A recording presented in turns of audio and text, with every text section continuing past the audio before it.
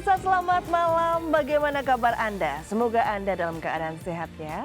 Selama 60 menit ke depan saya Rini Arumsari akan menemani Anda dengan sejumlah informasi menarik lainnya. Inilah Buletin iNews Malam selengkapnya.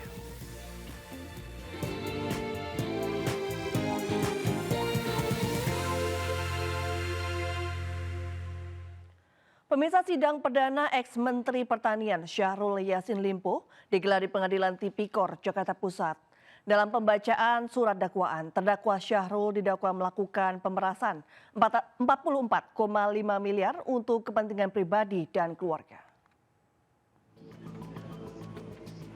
Mantan Menteri Pertanian Syahrul Yassin Limpo beserta dua anak buahnya, mantan Sekjen Kementan Kasdi Subagiono, dan mantan Direktur Alat Mesin dan Pertanian Kementan, Muhammad Hatta, menjalani sidang perdana pembacaan dakwaan di Pengadilan Tipikor Jakarta Pusat. Dalam pembacaan surat dakwaan, jaksa penuntut umum menyebut ketiga terdakwa bersama-sama melakukan pemerasan pada pejabat Ekselon 1 beserta jajaran Kementan RI.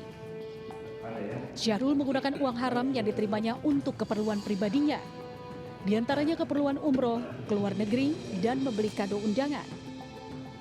Atas perbuatannya, para terdakwa dijerat dengan pasal 12 huruf E dan pasal 12 huruf B, junto pasal 18 Undang-Undang Republik Indonesia nomor 31 tahun 1999 tentang tindak pidana korupsi. Intinya saya akan ikuti semua proses hukum. Dan kalau memang ini menjadi sesuatu secara hukum, saya siap menerima apa yang ada. Tim Liputan iNews melaporkan. Pemirsa, dalam kasus perundungan yang menimpa seorang siswa SMA Binus School Serpong, polisi telah memeriksa 17 orang saksi, mulai dari korban, terduga pelaku hingga pihak sekolah. Meski demikian, hingga kini polisi belum menetapkan tersangka dalam kasus ini. Proses hukum kasus perundungan yang menimpa seorang siswa SMA Binus School Serpong hingga kini masih terus berjalan. Unit Perlindungan Perempuan dan Anak atau PPA Polres Tangerang Selatan terus melakukan pemeriksaan saksi-saksi. Hingga kini total sebanyak 17 orang telah dimintai keterangannya oleh pihak kepolisian, mulai dari korban dan orang tuanya, para terduga pelaku, hingga pihak sekolah Binus School. Meski demikian, polisi belum menetapkan adanya tersangka dalam kasus ini karena masih dalam proses penyidikan. Sampai dengan saat ini masih menunggu konfirmasi dari pihak penyidik. Yang jelas saksi-saksi tersebut pihak-pihak yang diduga terlibat. Ketika dia di bawah umur akan didampingi oleh orang tua ataupun ada yang membawa PH. Sementara itu, polisi pun masih menyelidiki adanya dugaan keterlibatan alumni dalam kasus bullying yang menimpa siswa SMA Binus School Serpong ini. Dari Tangerang, Banten, Nunung Purnomo, iNews melaporkan. Pelaku pelecehan dan kekerasan terhadap penyanyi dangdut koplo asal Sragen, Jawa Tengah akhirnya ditangkap polisi. Tersangka yang merupakan warga desa Celep, Kedawung, Sragen diduga sengaja melakukan pelecehan karena pengaruh minuman keras.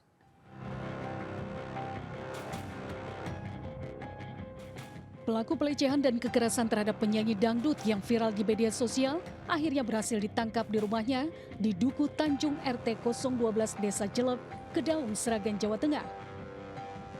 Pelaku kini mendekam di dalam penjara dan melanggar pasal 289 KUHP dengan ancaman hukuman 9 tahun penjara. Penyanyi tersebut merasakan telah dilecehkan sama seseorang dan akhirnya melaporkan kejadian tersebut ke Polres Sragen. Dan alhamdulillah tadi malam pada hari Senin sekitar pukul 22 orang tersebut bisa kita amankan dan dibawa ke Polres Sragen. Sebelumnya, video penyanyi dangdut asal Sragen yang menjadi korban pelecehan dan kekerasan dari seorang pria viral di media sosial. Korban yang tengah menyanyi sempat berusaha mencegah pelecehan tersebut dengan mendorong pelaku.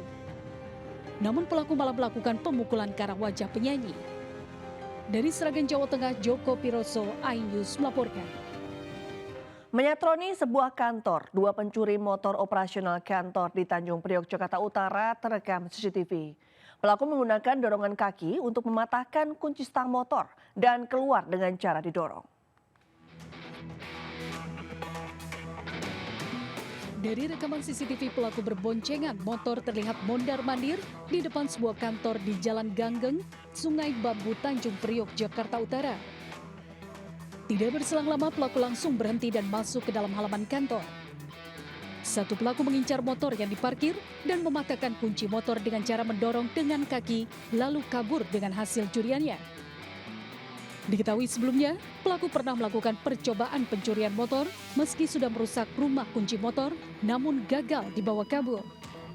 Karyawan kantor sudah melaporkan pencurian motor ke Polsek Tanjung Priok, Jakarta Utara dengan membawa barang bukti rekaman CCTV.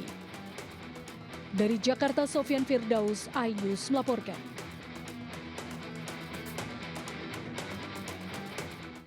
Pemirsa, dugaan motif penganiayaan yang menyebabkan tewasnya seorang santri di Kediri, Jawa Timur diungkapkan oleh pengacara keempat tersangka.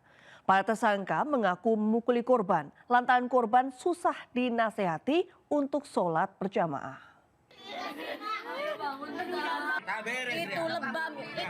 Kasus tewasnya seorang santri di Kediri, Jawa Timur, Bintang Balkis Maulana, masih terus menjadi perhatian publik. Sebelumnya polisi menetapkan 4 orang tersangka yang semuanya merupakan santri.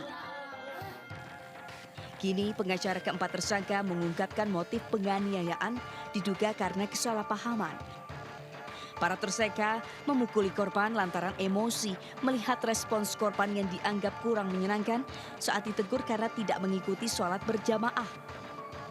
Keempat tersangka memukuli korban selama 3 hari berturut-turut, mulai dari Selasa, Rabu, dan Kamis hingga akhirnya korban meninggal. Karena Bintang itu bilang ke orang tuanya bahwa dia sakit itu disuruh kerja. Padahal itu tidak begitu. Jadi dinasihatinlah oleh si anak ini bahwa jangan ngomong yang nggak benar gitu ya. Sama Bintang nggak ikutan sholat jamaah. Kemudian sempat juga Bintang itu melotot. Nah, jadi akhirnya emosi dan itu dipukul. Ia menambahkan para tersangka mengaku menyesal dan merasa bersalah lantaran tidak menduga akibat pukulan mereka menyebabkan Bintang terluka hingga meninggal dunia. Dari Kabupaten Kediri, Jawa Timur, Afnan, iNews melaporkan. Akibat korsleting listrik, sebuah rumah di permukiman padat penduduk di Kecamatan Cakung, Jakarta Timur terbakar. Tidak ada korban jiwa dalam kebakaran ini, namun kerugian ditaksir hampir mencapai 1 miliar.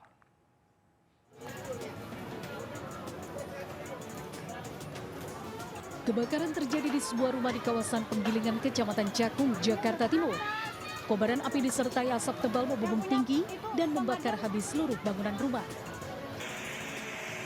Petugas Sudin Damkar Jakarta Timur yang tiba di lokasi langsung berusaha memadamkan api agar tidak merambat ke rumah warga lainnya. Kebakaran diduga berasal dari korsleting listrik di lantai 1 rumah hingga menimbulkan percikan api dan merambat ke bangunan lainnya. Alhamdulillah ini cuman ke rumah bersebelahan ya, kebetulan itu 2 rumah 1 pemilik. Untuk perambatan ke rumah yang lain alhamdulillah tidak terjadi, kita lokalisir. Kebakaran akhirnya berhasil dipadamkan setelah petugas menurunkan 15 unit mobil pemadam kebakaran. Tidak ada korban jiwa dalam kebakaran ini, namun kerugian ditaksir sampai mencapai 1 miliar rupiah. Dari Jakarta, Rio Mani, iNews melaporkan.